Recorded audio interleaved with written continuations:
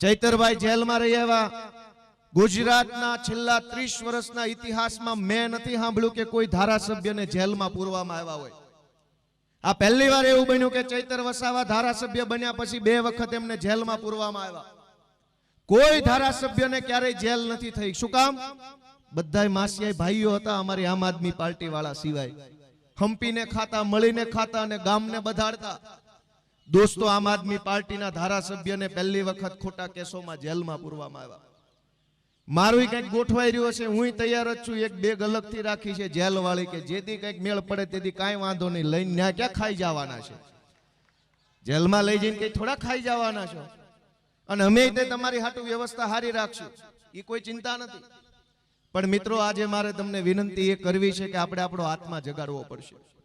હજારો પ્રશ્નો છે, ભાજપના નેતાઓને કેમ ખબર નથી પડતી કે સરકાર સુધી પહોંચાડો?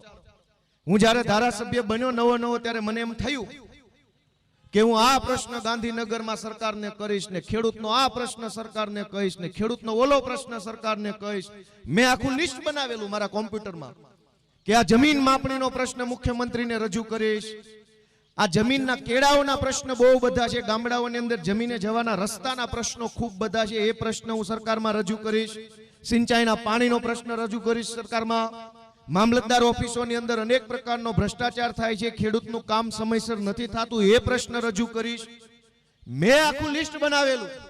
પણ જેવો હું ધારાસભ્ય તરીકે ગાંધીનગર ગયો તો મેં જોયું કે ભાઈ અહીંયા સરકાર બરકાર જેવું કાંઈ છે નહીં, આ તો સર્કસ છે।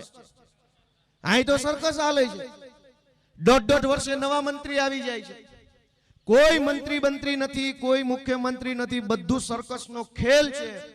1.5 વર્ષ સુધી એક માણસને મંત્રી બનાવે, એ મંત્રીનું પેટ, ખિસ્સું અને ગોડાઉન ભરાઈ જાય એટલે એમ કે ગાલે નીકળ, બીજાને બેહાડો।